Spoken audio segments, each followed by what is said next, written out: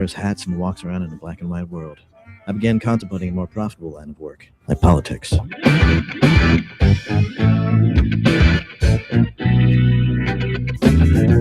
are the show you want to know. It's time to talk to you. All right, folks. Good afternoon. Wow. Good morning. Good morning. Slipped into the old time frame at 1 o'clock. Good morning and welcome to the Wednesday edition of the Joe Mangiacotti Show here at AM 830 WCRN. Let's do some housekeeping. You can join the conversation for the next hour at 508-871-7000. That's 508-871-7000. And you can also text. That's right. The text line is up and running, and you can text us just like you would anyone else at 617-297-8388, 617-297-8388. It appears on the screen here in the studio in real time, and we try to work it into the conversation. Hey, if it's 5 or 6 paragraphs, do the email, joemshow@gmail.com. All right, we also stream 24/7, like thousands of stations do, to the TuneIn app. If you don't have the app, seconds to download it. Punch in WCRN. You're going to see our cool logo there. Do me a favor, hit the like button. We know you're there. And then we're easy to find, or tell Alexa to play WCRN. She'll do that. No questions asked. Ted A behind the glass, flying the board back at HQ. So he'll get you set up and into the studio for two-way and talk at 508-871-7000. Hey, guys, we do stream. I always stream the show, so you can go to the station's Facebook page or YouTube channel, or my social media at Joe Mangi Show, Mangi at Joe Mangi Show. And that's Twitch TV, LinkedIn profile, X, Facebook, and Rumble. A lot of ways to watch, a lot of ways to listen. But the big thing here is you can participate, right? We're the original social media platform, the original interactive media, and that is talk radio, the oldest and best out there. And this show's turned into a podcast, so you can subscribe for this wherever you get your podcasts. All right, Memorial Day weekend coming up, big weekend. I will be here on my normal 9 to noon show, as will everyone else for the weekend lineup. So spend some time with us. Happy Memorial Day. Let's all take a moment at that time to remember what the day is supposed to be for. And I'm sure we'll cover more of that on Sunday. President Trump, they're getting, I don't think it started as I was getting ready to come in the studio and join you guys. He's getting ready to do the commencement at the Coast Guard. So this will be interesting. He addressed the nation last night. And I'm curious as to where you all are falling on this. This is not, we're not a year or multiple years into this, but where do you fall in the Iran conflict? Do you think that Trump's playing this right? Do you think they, meaning Iran, and the Islamic Republic doing their old tricks and just drawing it out? Their demands, there's a 0 point here, right? Their demands are just, Trump can't accept it. He tells us a couple of days ago he was an hour away from another military strike, hitting them hard. And allies in the region asked him not to. I'm starting to do what you set out. I think he had it right in the first analysis of what the situation is. I would actually like to see the Islamic Republic regime change, because if it doesn't change and you're letting radical, fanatical zealots like that being able to run a country, which they do as authoritarians, and they do it through fear and brutal enforcement. It's not, I don't know, why are we okay with this? Why are we okay with this? This is like, not really ending World War II and then allowing a Nazi Germany to exist on the planet. How much difference? Their goal is to eliminate both Israel and the United States, the great white devil, right? Their parliament basically has motions to destroy America. They have hits on Donald Trump. Why do we treat them at all? Just finish this. But that's my feeling. What say you? 508-871-7000. Of course, we had a little Not of course. That's a bad choice of words. We had violence here in the homeland, San Diego, the mosque shooting. And it's horrible to always see this, right? This is on the backdrop of Erica Kirk and her team dealing with this, I think, is stupidity over the cameras. I think the cameras should absolutely be allowed in the courtrooms. Why wouldn't they be? She made a good point. I don't know what show she was on or if she was just being interviewed at the courtroom or the courthouse. There has been cameras on this horrific incident from the moment he was assassinated and a bullet went through his neck. There have been cameras on her family and her in criticism. And I think something that was, this is a political assassination, falls right behind presidential assassinations, Martin Luther King, Bobby Kennedy. It really does. Because he was silenced for political reasons, because people did not like his speech, didn't agree with him, somehow thought he was a danger. And what say you on this? 508-871-7000. If Charlie Kirk had not been brutally assassinated on a university campus that day and not subsequently assassinated, do you think we would have seen him in the Oval one day? He was at 32 years old. In a matter of roughly 14 years, created a movement not like we haven't seen in a very long time. He had motivated, educated, and stimulated the youth of this country. We saw a big swath of those young people using common sense. And by the left's definition, going all conservative and right. I think they just were moderate in using common sense in the Constitution. But he also preached and advocated for the family nucleus, right? He get married, procreate, have children. Doesn't matter if you think you can afford it, do it. He was very religious. And that's fine. But he was killed for that. He was just killed for being who he was and saying what he had to say. And so I think the cameras should absolutely be in the courtroom. What say you on this? So now we have three heroes here. This is bad, right? So in teenagers, and here's the thing, and I've heard a couple people say this. I say it, and I'm going to echo it again. Stop putting the word teenage violence or teenage or anything, right? Homophobic violence, this violence. Violence is violence is violence. And when we put that teenage thing, what's the implication? That once they're no longer teenagers, the violence goes away? That this is a phase during the teenage years?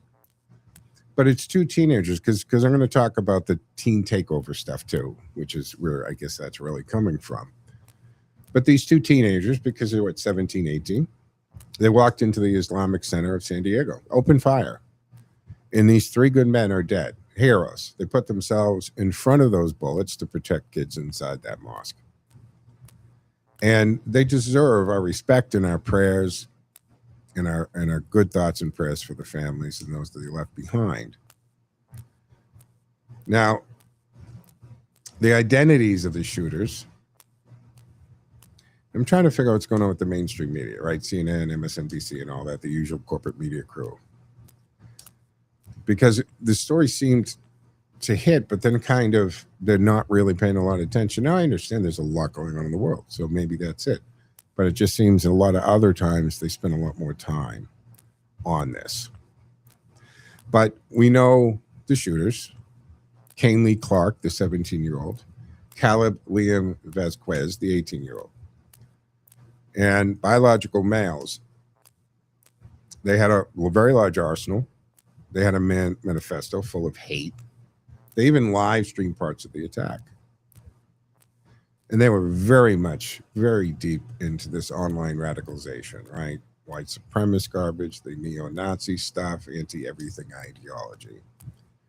Now, one of the kids' mother, she called the police that day earlier because she was worried that he was suicidal. And she was missing guns out of their house. And the car was gone.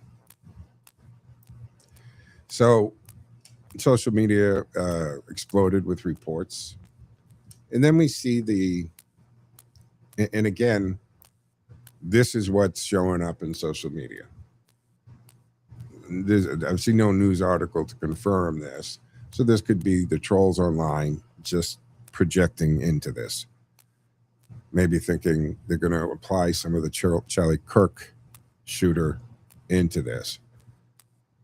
But now social media is saying, okay, these two are in a romantic relationship. But I'm not buying that.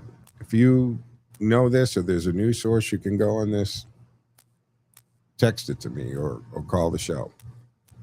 Some classmates in local accounts are saying at least one of them was presenting as female or into gender confusion scene. I don't know. Is that true? I haven't seen that really in mainstream media anywhere, but they usually get a lot of things wrong anyway, or they suppress what they don't want out there a lot of times, right? I mean, this is a whole thing we're dealing with. What story do you want to talk about that? And does that change the story as we know it? So that's not the narrative right now. Are we going to see, because I haven't heard a lot of gun control, or am I missing it on the news? I can't cover everything. Have you seen anything? Do we hear the typical gun control activists coming out that we need more laws and take guns away from everybody and that kind of thing? So we'll see how this goes up. But this is another a horrible thing. It's a mosque. It doesn't, a mosque, a temple, a church. Whenever this happens to the symbolism of this is what they're going for. And this is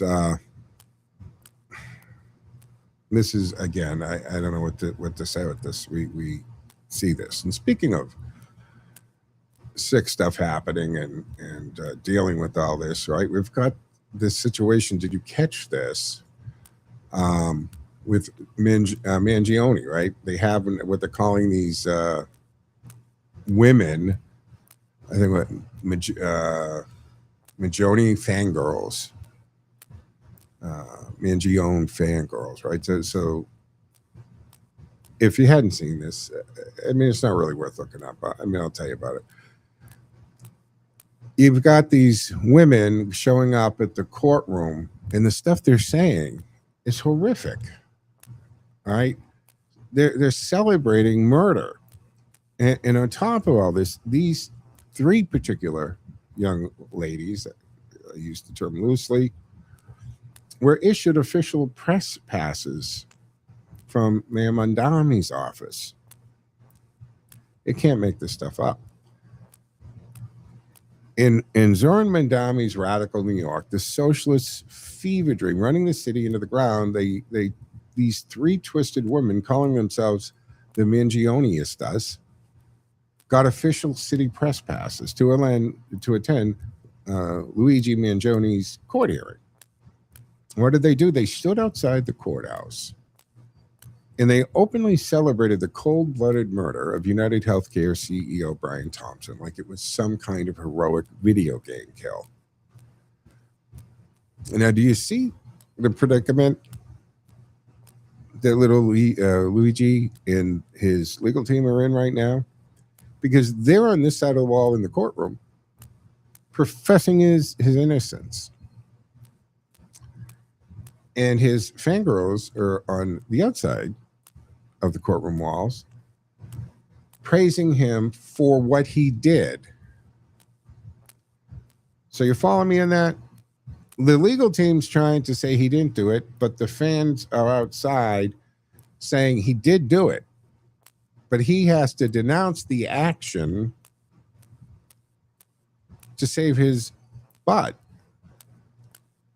And then the fangirls outside saying what he did was not bad. It was a very good thing. So the irony of that, I don't know, maybe it escapes a lot of us. But these girls, ghouls rather, they were not hiding, right? They said his kids are, and get this, better off without him. And that they should enjoy the blood money. And compared Thompson to worse than Osama bin Laden while defending heroic violence. And that's the term they're applying to this. Justified homicide, heroic violence. This is the left in New York. This is left in a lot of blue cities across the country in 2026, glorifying assassins, smearing the victims and getting credentialed by City Hall to do it. Who thought this was a good idea? And the standards or the bar for journalists apparently is non-existent anymore. They are getting press credentials under what guise? Disgusting doesn't even cover this. This is a moral rot straight from the radical left's playbook on this. April Rios, Ashley Rojas, Lena Westbrot, all self-proclaimed superfans of Mangione.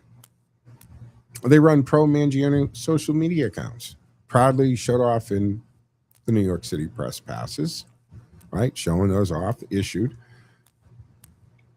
So Mandame's office issues these press passes, which gives them some degree of legitimacy because the mayor's office is saying, oh, we see you, we recognize you, and we're going to credential you. Now, Mandame's saying, hey, we're looking into this. How did they get them? Why did they get them? We got to reassess how press credentials are issued. Don't you think you should have done that prior to this? What was that conversation? Did they, because normally if you're attending an event, all right, there's something coming up, whether it is, the convention or some kind of rally, it doesn't matter what it is. If you're in the media, you reach out to them and they have specific portals for press. You go through that and you, depending on what it is, they will credential you. You've got to, if they don't already know who you are, you've got to put in who you are and what either publication or TV radio station or podcast, or what are you with? Why are you a journalist? And what's your platform? What's the medium that you are a journalist in? And then they make a decision if they're going to credential you. And sometimes there are things like CPAC in DC. Years ago, I got credentialed, and pretty much every year they just kind of credential you. I mean, I haven't been to the CPAC in many years, but every year I get an email and notification that I got credentials if I want to go down there. But if anything's come up, the conventions, right, that's what you do. So how did this even happen? Did they just pick up the phone? And who thought it was a good idea to put that or allow that into the courtroom? The courtroom. Was the judge aware that these girls were credentialed? The judge is responsible for keeping a non-biased courtroom, a orderly courtroom. Now, the court hearing, Saturday, May 18th, judge allowed key evidence against Mangione, the gun linked to the shooting, his anti-insurance manifesto notebook. However, other items, right?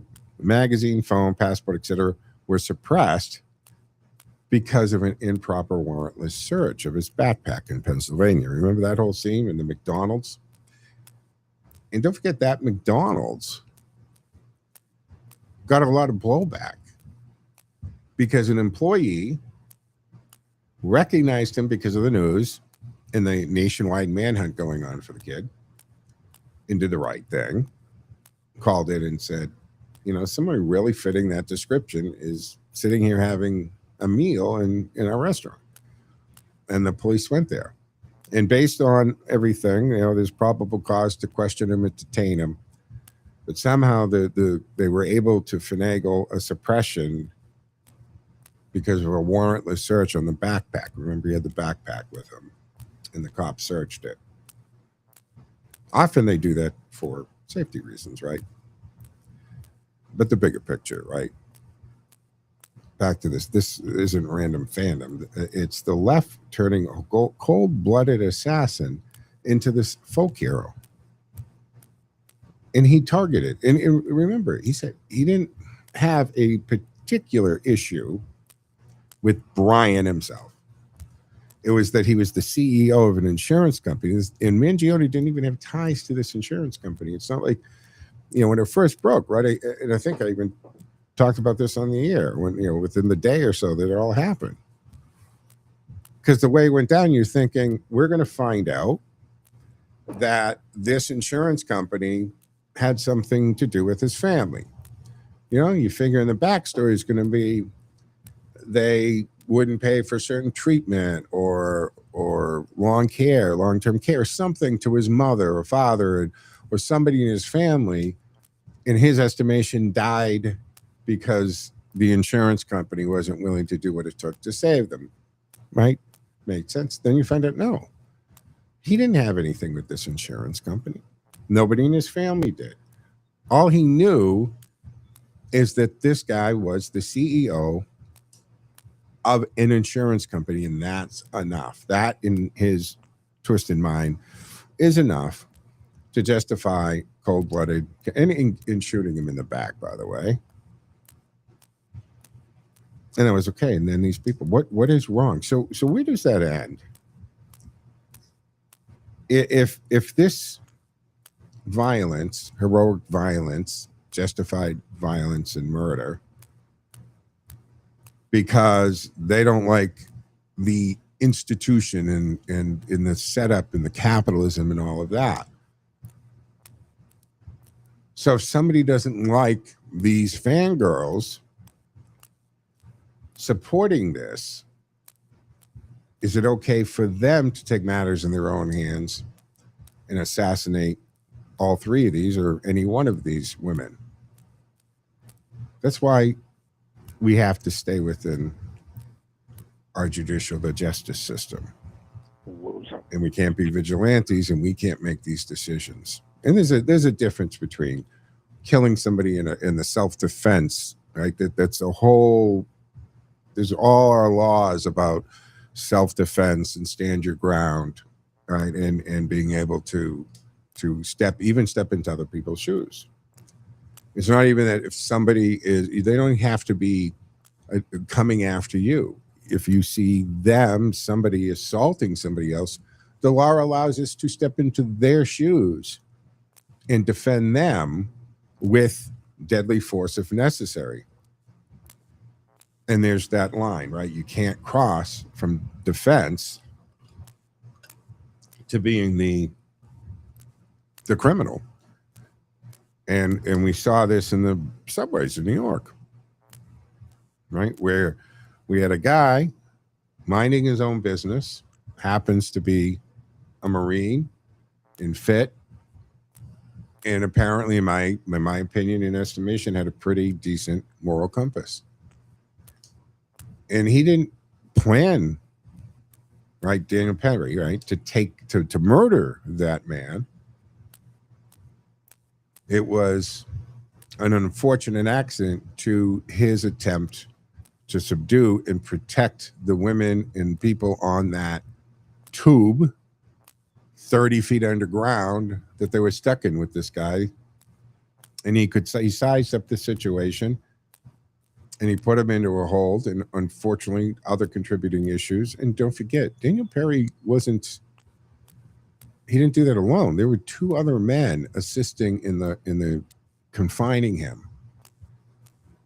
But they weren't white males. They were males of color. And they didn't get charged or brought into this, right, by Bragg.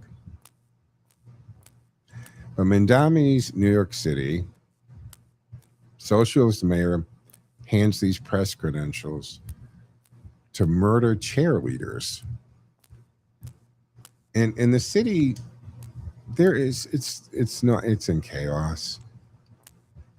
And now Mandami is going to review the policy after the backlash, not before. Right? He's realizing that he can't do everything that he has promised because he has to deal with reality. And I'm going to get into the $1 trillion exodus going on. And there is this, money is moving out of a lot of blue states. We're going to run through all that. And that all, yeah, exactly. And that, this mass exodus with the dollars following them and the shift in population is going to feed into the census and the electoral college and all of that. And I know the left wants to yell and scream about redistricting going on in mid-decade. But let's not forget that the Census Bureau themselves have admitted to messing up in the last census. Rhode Island, our neighbors to the south, they maintained their congressional seats because the census added people that didn't exist. What is up with that? So anything else, anywhere else where something was been done wrong and it's been fudged and there's been, are we going to call it fraud? Did it cross the line? But we know the census isn't correct. And I believe and you know this if you listen to me, when it comes to determining the electoral college, our congressional seats from the census, only citizens should be attributed in that calculus. That's it. Sure, the census should find out how many actually bodies are in each state and where they are in the state. But when you figure out the representation, it's got to be figured out based on the citizens. Illegals in the country should not be in that calculus whatsoever. Folks, we have to take our first break, or the break, on our Wednesday edition of the Joe Mangiacotti Show on AM 830 WCRN. 508-871-7000. Lines are open and available. 508-871-7000. Our text line is 617-297-8388. 617-297-8388. We will talk about the $2 trillion blue to red exodus and a few other things on the other side, folks. Stick with us.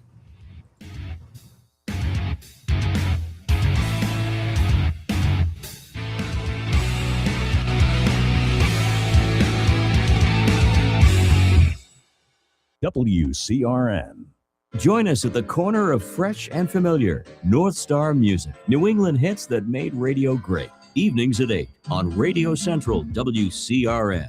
Bad decisions limit future options. Make enough bad decisions and you can destroy your life. Join Rick Hughes for The Float Line, now heard at its new time, Sunday mornings at 8:30 a.m. on WCRN, 8:30 a.m. The Float Line describes a main line of resistance in your soul, built in God's Word. Every Sunday, Rick Hughes brings you 30 minutes of inspiration, motivation, and education, all without manipulation. That's The Float Line with Rick Hughes, now Sundays at 8:30 a.m. here on WCRN, 8:30 a.m.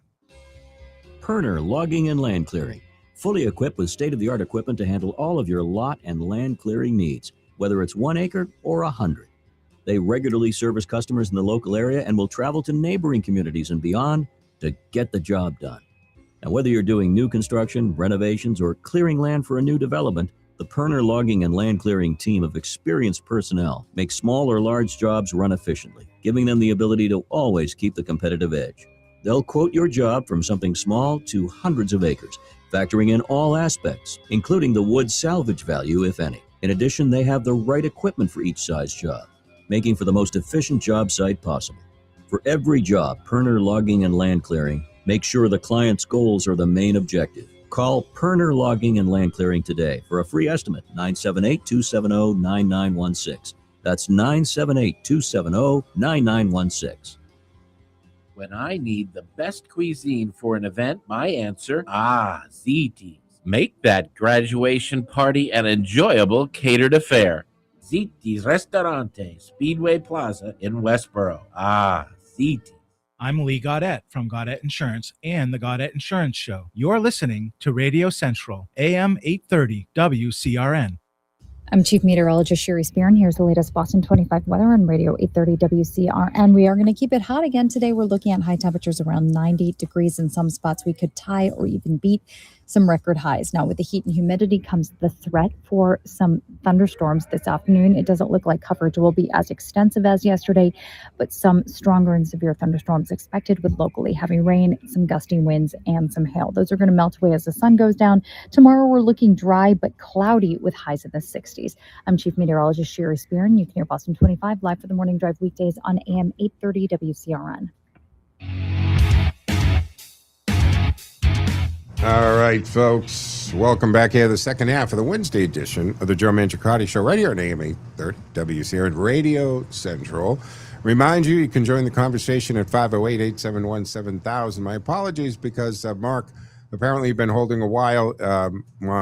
Something happened with the chat screen, so I didn't see that you were there. And so let's go to Mark. Hey, Mark, sorry about that. What say you? Yeah, it felt like I was back on the morning show. Anyways, we'll leave that there. Anyways, England, UK rally Saturday afternoon. Almost on the mainstream American media, almost a total blackout. They haven't reported anything on that, and I'll tell you why. In England, at the UK rally Saturday, the lowest figure I hear, okay, this is from alternative media, not from the corrupt British government that's currently running that country. 200,000 plus people showed up for that rally. And what that tells me is this: the Yahoos and the hustings have had enough. And you're hearing what the Romans called the vox populi, the voice of the people, and you ignore the vox populi at your own peril. This is a Roman axiom, and they knew what they were talking about when it came to controlling the masses. That's what's going on in England. That whole government is so shaky and ain't even funny. Now, the second thing I want to bring up, and then I'll get off of the air. These two kids, all right, teenagers, young kids, that pulled off that shooting in at the mosque. You know, two of the hijackers were belong to that particular mosque. I do know that. Yep, that's a very controversial mosque. Yeah. Okay. Yeah. Anyways, they don't report that the mainstream media either. You know, they leave that on the back burner, like Uncle Howie says. You know, they give that out good, leave it alone. Yeah. So, anyways, these two kids, nothing about their social media postings. Nothing. You mean to tell me that a 16 and a 17-year-old kid don't have a social media posting? Yeah. Give me a break. Mm-hmm. Yeah, that's what I'm saying. There's something about this story, all right? They're giving it a good leaving alone, and there's a good reason for it, because I highly suspect there's something in either one of those two kids' social media postings that does not in any way, shape, or form fit their narrative. Yeah. I agree, Mark, and that's what I was talking about. And yes, I'll talk about that a little bit about the UK, because I think you probably heard, because you're a big listener of the station. I have talked about this. I follow a lot of the social media accounts out of Britain, and I've been saying this, and I think that's what you're saying, and thank you for the call. Joe. Yeah, go ahead. Before I leave, I consider you, and this is a compliment, alternative media. That's why I preface everything with alternative media, because what we're talking about here, you'll never see on 4, 5, 7, or 25 ever. I agree. Thank you. And I take that as a compliment. Thank you, Mark. Yep. Appreciate it. Yeah, folks, I've been talking about this. If you listen to the show, I brought this up, and I know I've gotten texts saying, why are you talking about Britain? Well, because a lot of what goes on there and what has been going on there prior to the 2024 election was headed here. It was already happening under the alleged Biden administration. And they are literally locking people up there, not even for posts that they originate, for actually sharing and liking posts. And I follow on my stuff, right, X and so forth, people in Britain, especially in the London area. And I've been telling you guys, this is coming. They are absolutely rising up. And when you have like a lot of the mayors, most of the mayors of large cities, including London, are Muslim. And I've said this over and over again. When it comes here, a devout Muslim and our Constitution kind of collide. They can't really exist in the same together. So either you're not a full practicing Muslim, which comes with all of the Quran, or you're not really taking the oath you take when you're elected to an office seriously, because they can't exist in the same universe. And Marx brought this up. So the Nakba anniversary was the 78th anniversary of Nakba. And it has to do when Palestinians were displaced. But Unite the Kingdom rally, it was organized by a guy named Tommy Robinson. And he's calling for clampdowns on migration and political change. Nigel, the guy who's with the Reform Party, right? Because I think last week I talked a little bit about this. Labor Party has gotten a wake-up call. And the current prime minister's days may be limited here. So the official attendance figures, to Mark's point, haven't really been released by the police. Why not? Joe? And yeah, Ted? There's a journalist out there. His name is Nick Shirley. Yeah. And he has been covering the English Revolution now for 3 days. So if you have the stomach for it, yeah, I'd recommend that your audience take a look. I mean, just even YouTube, and take a look at Nick Shirley's reporting over the last 3 days. And if you're not following Nick Shirley, you really should.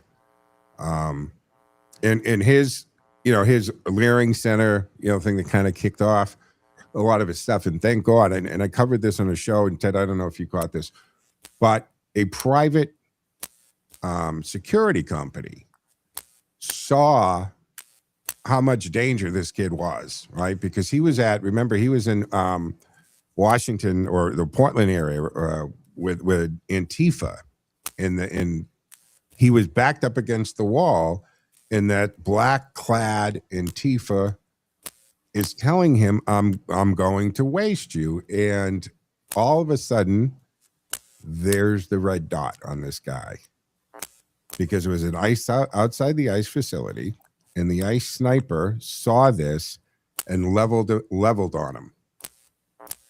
And Nick Shirley said to him, you better think twice. Do you see what's on you? And the guy backed off. So, and he also ended up going to that White House meeting, right? This is back in the Doge days, right? With big balls and all them there. And here he is at the round, it wasn't a round table, but the round table type discussion, the big box of tables is squared off. And he told President Trump, and Elon was there, how much he's been threatened and harassed. And this private security company stepped up, and they're providing protection, bodyguards. We call them in the industry, we refer to them as escorts. And they're doing it. They're not submitting the bill to Nick Shirley. You can, if you want to support this, you go to their webpage, and they have a tab there where you can donate some money for them to cover the cost of Nick Shirley's security. But this has resulted that now he does have, because of monetizing, until, of course, YouTube demonetizes him, right? But X is letting him monetize his platform, and you can subscribe. And that's giving him the money to be able to go to these places. Remember, he went to Cuba, by the way, right? And they found out, you know, they were about to get arrested.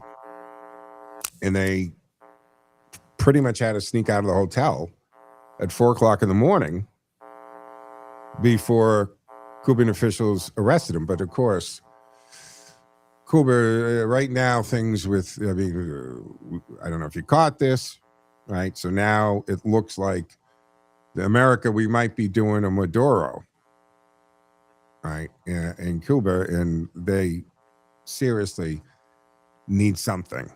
And they decided after decades, right? Cold War, they needed a benefactor. In the former Soviet Union, USSR said, hey, we like your style, but we also like your location. And they built all kinds of spy posts 90 miles off the coast of the United States. And we're not going to get into the history of Bay of Pigs and Cuban Missile Crisis. Most of us already know that. But my point is that they had that backing. Then the Soviet Union fell. And there's a connection between Venezuela and Cuba that developed. Chavez, right? Because what went on is they really didn't have anyone. So Venezuela steps in when Hugo Chavez takes power, and they start sending oil to Cuba. And they get used to this allowance, and it was up to 100,000 barrels a day. And it was at least allowing them to keep the power plants going and the infrastructure moving. And then people found out that what Castro was doing, or the regime was doing, is then taking up to half of the Venezuelan oil that Chavez was sending over there and turning around and selling it for cash. So the people of Cuba who were getting this oil from Venezuela at the time didn't realize that half of that oil that was meant for them is being confiscated and sold for cash. And then, of course, President Trump ended the Venezuela connection there, because if you remember, right, post the Maduro arrest, what came out? I think 34, don't hold me to the number because I wasn't expecting to talk about this, so I don't have any notes or anything, but I think it was 34 of the bodyguards killed were actually Cuban, not Venezuelan. And it turns out, now that we have access to documents and so forth, and of course Maduro, that over the years, Cuba was supposed to be sending into Venezuela these doctors and educators and architects, but they were all actually intelligence and military people. And then China saw an opportunity too. When we grabbed Maduro, Chinese diplomats were still in Venezuela that day before, right? We grabbed them in the middle of the night, or going overnight, but the day before that day, you had Chinese and other diplomats from BRIC nations, right? The BRIC, BRICS, that want to get the world off of the petrodollar, the American dollar. And I've talked about that golden pact back into the 73 and Nixon, the deal made with Saudi Arabia, how that has kept our economy the strongest in the world. It's how we've been able to fund these forever wars without sweating it in the big picture, really. Petrodollar.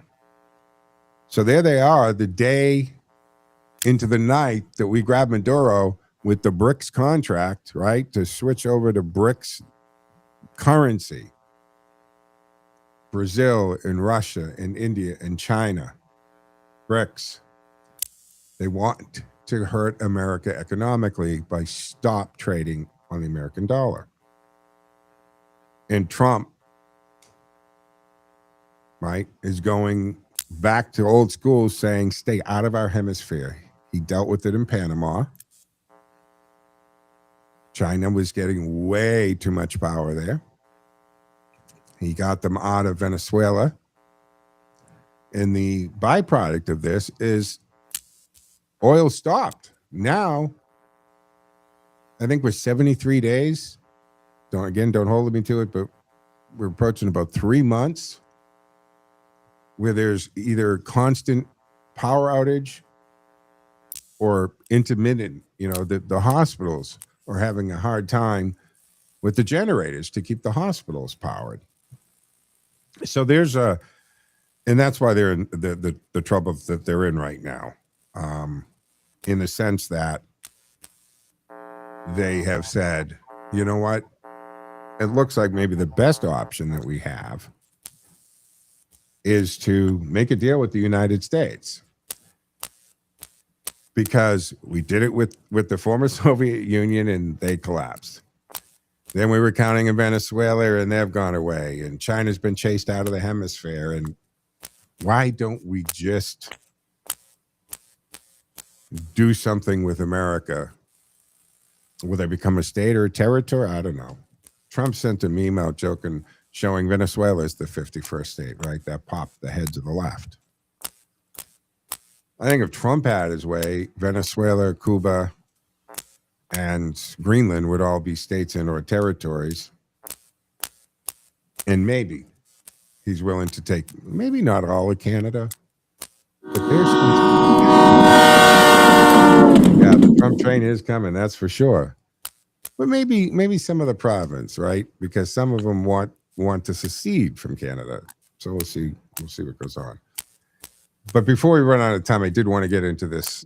And Mark, thank you for the call, because yes, and Sunday I'll tackle this whole British thing a little more. And the numbers, you're right. You got one saying, 20,000 people attended. Well, around 60,000 attended the United Kingdom protest. So 20,000 of the pro-Palestinian, 3 times as many at the United Kingdom protest. But it doesn't really look that way. Go look at the pictures. Go look at the social media of people taking pictures there, and that's a hell of a lot more than 60,000 people. I mean, they're shoulder to shoulder spread throughout London. Right. Unprecedented for the police operation. There was 4,000 officers on duty.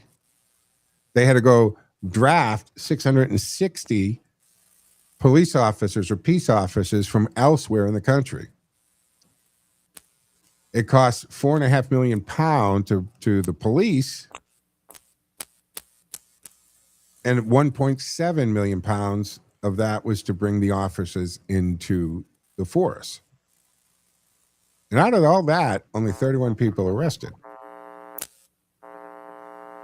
And the police said, well, this may seem high, but with both protests, it proceeded, they said, largely without significant incident. Now, this is, of course, the same police that are arresting comedians when they get off of airplanes and then going to the door of a modest home somewhere to take the mother out in cuffs with 6, 7, 8 officers because of a social media post. That's happening in the UK right now. But this transfer, before we get into this, we have this massive transfer, right, of wealth going on. And we've talked about it. Hochul, a couple years ago, got up there in the podium telling those billionaires and millionaires, if you don't want to pay, you don't like it, good, get out of here. You're not the New York type we want. Guess what? They did. They did. Now, she's begging them to come back. And once somebody of that caliber, right, they leave, they're not coming back, folks. Yeah. No. They might keep the Pitta today, right? They might keep a townhouse or penthouse or something in the city, but they changed their residence to Florida, Texas, Louisiana, wherever. but then they move the business. And you see these jamokes getting interviewed on the street. They're saying, well, they can't take the building with them. Again, they don't understand. The building is a building, but they can take their business. And they're saying, we don't let them take their no idea how this works. We don't let them take their business. We just run their business. Or we charge them to leave. Look, that's what California is saying, right? They're going to try to dig out these taxes. They're going to tax people who move out. Totally unconstitutional. Never going to stand muster there. But this isn't some right-wing fantasy thing on. This is IRS data is telling you this. This is what we're looking at. Straight from the IRS. The government's own spreadsheets over the past decade plus, from 2012 to 2023, roughly $2 trillion in adjusted gross income has fled high tax, high regulation blue states. And they're poured into red states. New York got absolutely gutted. They bled $660 billion. California lost over $500 billion. Illinois, New Jersey, Maryland, yes, even our own Massachusetts, all took these major hits. Meanwhile, Florida vacuumed up $1.3 trillion. Texas grabbed $371 billion. This is one of the largest peaceful wealth transfers in American history. And it's happening because productive Americans are done being treated like ATMs by greedy progressive politicians. It's not that much more complicated, guys.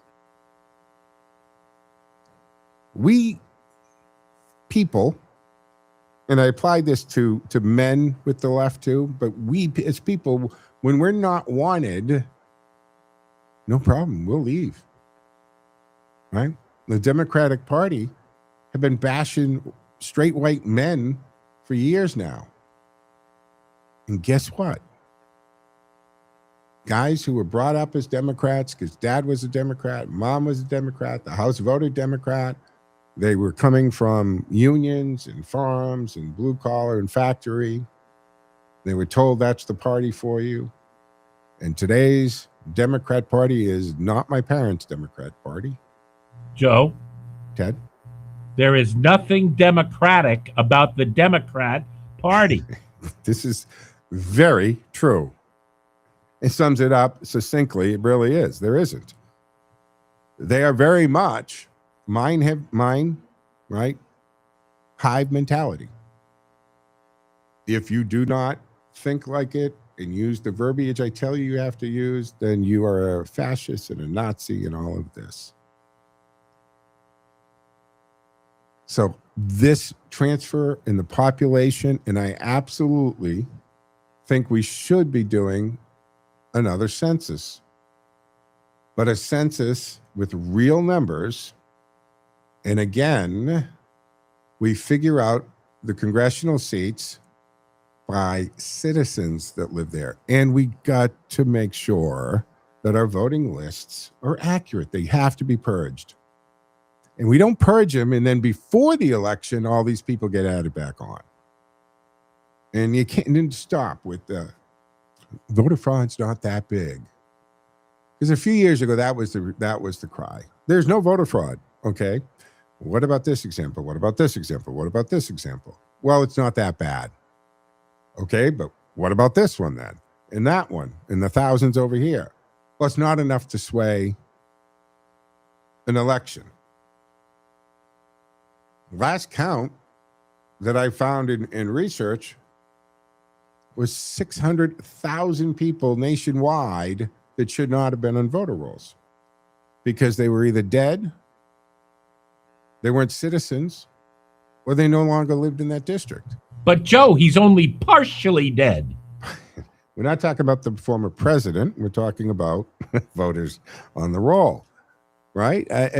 Look, massive scale here. $2 trillion cumulative adjusted gross income, the AGI, as the IRS refers to it, migrated from Harris voting blue states to Trump voting red states.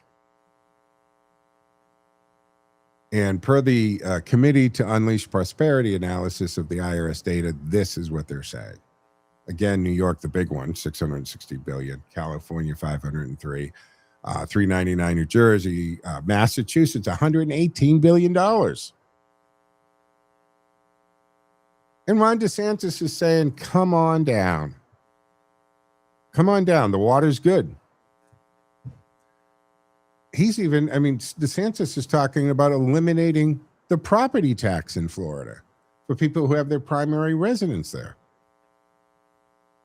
Because this influx of wealth ripples through the economy. So this isn't a migration story. This is a full-blown indictment of progressive governance. That's what this is. For years, right, the Democratic Party in New York, California, Illinois, New Jersey, Massachusetts told us we could tax the rich into oblivion, regulate businesses to death, defund the police, open the borders, and still keep the golden goose laying the egg. Well, the golden goose found a U-Haul and moved their butt out of there. And they went south and west. In the IRS, this is hardcore figures. The $2 trillion in taxable income has fled to these states. It's in black and white. The IRS knows where every penny they collect is coming from. Trust me, they do. But these aren't minimum wage workers leaving, guys. These are the producers. They're also the doctors and engineers. They're the business owners. And the big thing is the investors. And, of course, retirees. Retirees look at, now, we all know there's a lot of you are retirees in this situation. And where your grandkids live is going to have a big factor in where you decide to settle, right? It is. But for those who don't mind airplane rides or whatever the case is, or maybe they move the kids and the grandkids with them, that's depending on the family. But that's who's leaving. Doctors, engineers, business owners, investors, retirees. These are people who pay their bills. And they're tired of being punished for success, tired of watching their tax dollars fund chaos and crime and incompetence, tired of sky-high housing and energy costs, in schools that indoctrinate instead of educate. The taxation, look, we're out of time, but you got it. I just think I needed to share the amount of wealth that has been transferred peacefully. Most of the right, we can't get into Tifa and stuff. But we got to wrap up the Wednesday edition of the Joe Mangiacotti Show at AM 830 WCRN. And I'll be back Sunday morning at 9 o'clock. And we'll have the Joe Mangiacotti 9 to 12. The whole weekend, and Memorial Day weekend is lined up, all the live shows. So enjoy them. And enjoy the rest of your week. See you back here Sunday morning, folks. Have a good one.